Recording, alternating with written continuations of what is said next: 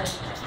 Então, a gente vai começar pedindo para vocês pensarem num número de 3 algarismos. Certo? Então, todo mundo pensa aí, ou escreve, não sei. Vocês pensaram, tem que fazer uma continha. Então, vocês vão pensar no número x de 3 algarismos. Tá? Todo mundo pensou? Ok, agora vocês vão pegar esse número e fazer uma permutação entre quaisquer 2 algarismos deles. Tá? De modo que você obtenha um novo número e não o mesmo número que você tinha. Um número diferente do inicial. Certo? Pronto. Então vocês obtiveram um outro número aqui. Pode ser ZYX, YZX, né? Tem algumas combinações aqui que vocês podem fazer. Ok, agora vocês têm 2 números, né? O número original e o número permutado. Então agora vocês vão pegar o maior desses e subtrair do menor. Ok? Pega o maior e subtrai do menor. Feito isso, vocês obtiveram como resultado um número em que aparecem 3 algarismos aqui. Certo? Ok. Aí vocês têm 3 algarismos nesse resultado, vamos chamar de ABC. Vocês vão escolher um dos 3 que não seja 0 e esconder ele. Pega ele e esconde aqui. Eu escolhi o B, por exemplo. Pega qualquer um e esconde. Tá? Agora vocês vão me dizer quais são os outros 2. Coloca um X aí no lugar do outro que eu vou descobrir qual foi esse que vocês esconderam. Ok? Ana Neide. 19. E aí você tem um X. Não sei qual é a ordem, ok? Mas eu tenho que descobrir qual é esse X. Bom, então o X que você escondeu é 9. Não, desculpa, é 8. Ok, é 8. Acertei. Mais alguém? Gabriela. 3. Não, é para os 2 que você não escondeu. 2 que ficaram. Você não escondeu 1 e 4. 1 e 4. E aí sobrou um X aqui também. Certo? Então, o que você escondeu foi 4. Olha, então que a conta vai errada. Não é para esconder uma subtração. O resultado da subtração. Ah, mas você vai esconder um não nulo. Lembra que eu falei? Ah, você escondeu um. Ah, ok. Então não. Eu pedi para escolher um não nulo. Esconder. Certo? Então não satisfaz a hipótese. Não, mas aí você já falou qual é. Ah, 0 e 3. Tá bom.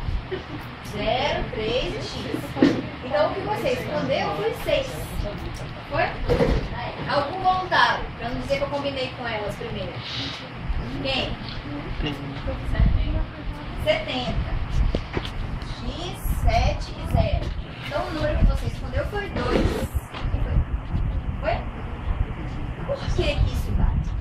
É uma brincadeira de adivinhação que a gente pode levar para uma escola, fazer com os alunos de ensino médio. Mas o que está por trás dessa mágica? Por que isso funciona? Isso funciona por causa de uma propriedade de aritmética de números inteiros. O que acontece é o seguinte. Vamos pensar. Eu pedi para vocês escolherem um número A de 3 algarismos, certo? Quando a gente pensa no número, a gente está sempre pensando na base decimal, né? Esse número representado na base 10.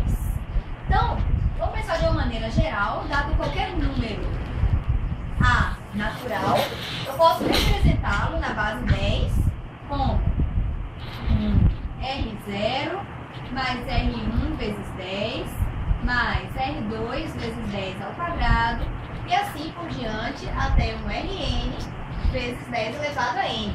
Certo? Essa é a representação decimal desse número. Ok? E aí, se você faz A menos a soma dos algarismos que aparecem na representação decimal do A, então os algarismos são Rn, R1, R2, assim sucessivamente, até o R0, opa, aqui é R0, né? E aqui é o R1. Ok?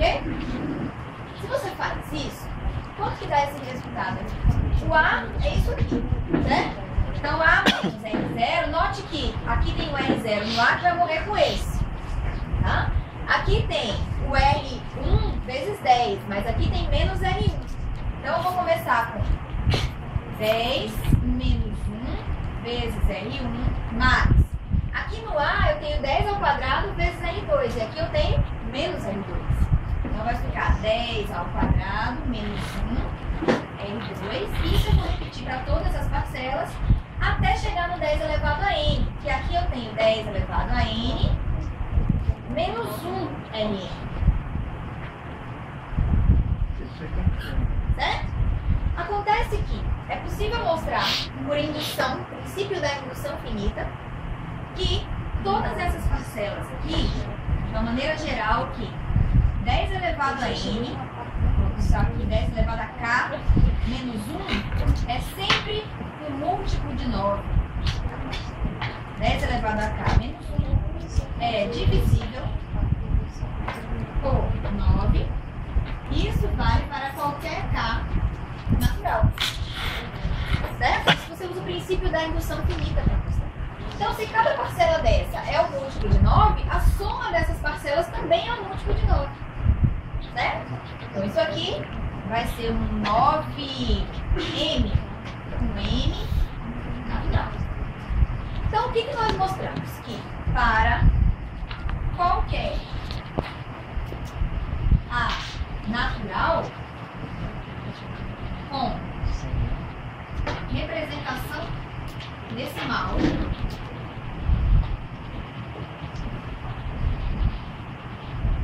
A igual a essa aqui, né? R0 mais R1 vezes 10 mais até o Rn elevado a N, tem-se que A é igual, né? Se eu somo agora isso aqui dos dois lados, o A vai ser igual a R0 mais R1 mais até o Rn mais um múltiplo de 9. Certo? Isso vale para qualquer número natural lá. Então, no caso da nossa mágica, o que aconteceu? Se o número se escreve com o A, que vocês pensaram, se escreve dessa forma, na representação decimal.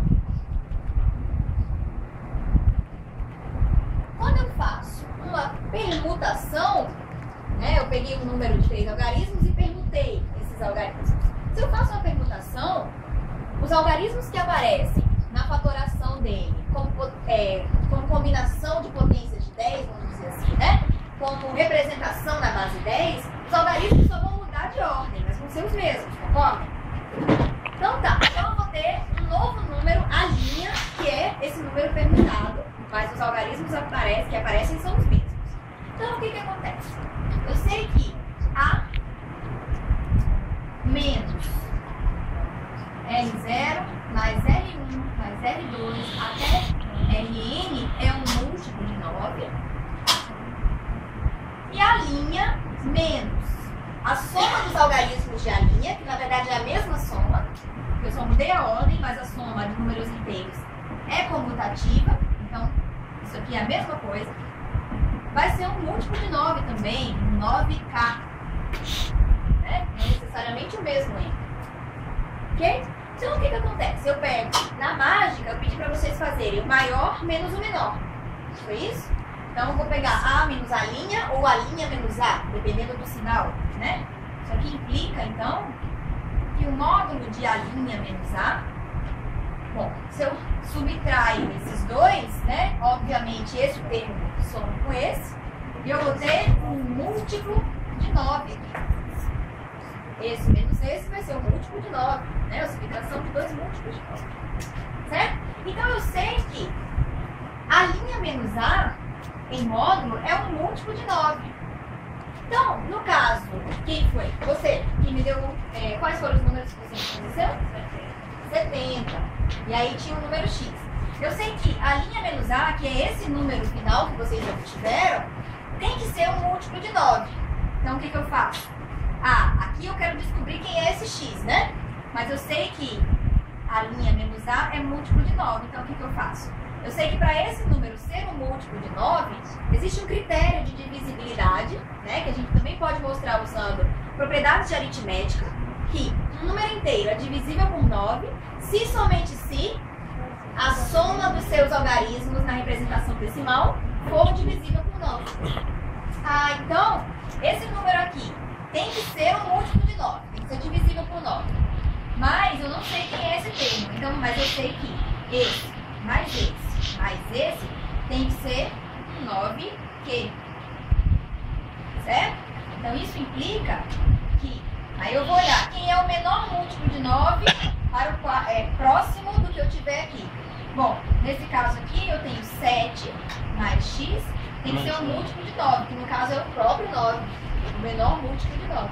Então, nesse caso, x tem que ser igual a 2, que foi o que você tinha escondido. No outro caso, qual foram os números? 19. E aí a gente faz a mesma coisa, né? 19x, o que eu faço? Vou somar os algarismos e isso tem que ser um múltiplo de 9. Ah, mas aqui dá 10. 10 mais um algarismo. Lembrando que isso aqui, se é a representação da base 10, esse x é um número entre 0 e 9. Ok? Então, quem é que somado com 10 dá um múltiplo de 9? No caso, teria que ser o 18, né? Então, tem que ser x, que foi o número que ela escolheu. E aí, a mágica funciona sempre por causa dessa propriedade de aritmética dos inteiros, que a gente utiliza critério de divisibilidade por 9 e princípio da indução finita, que são propriedades importantes de aritmética. Ok? Então, só para começar com uma magiquinha, e aí eu vou passar para Isabelle e continuar com vocês, explicar um pouquinho de lógica da nossa oficina, tá bom? Nesse primeiro dia, a gente vai separar vocês em equipes e vai distribuir uma mágica para cada um. E a gente vai querer que vocês tentem, não seja necessário realmente vocês conseguirem, porque realmente tem algumas mágicas que são meio complicadas de achar a solução dela, quer dizer, o mistério dela, né? Então a gente quer que vocês se dividam agora em equipes. São 8 equipes. Quantas pessoas?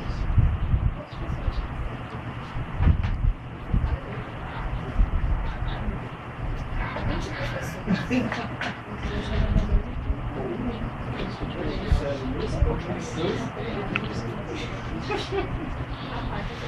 7 equipes de 3. Aí toma. Pronto, vamos juntar então 3 de 3 e aí vai ter 2 grupos com 2. A ideia é trabalhar em cima das mágicas que são propostas nessa apostila para que vocês tentem entender qual é a matemática que faz essas mágicas funcionarem.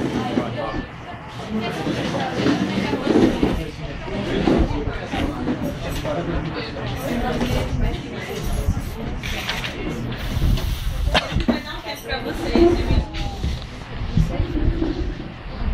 15 minutos. E aí quando a gente voltar, a gente volta com a explicação de cada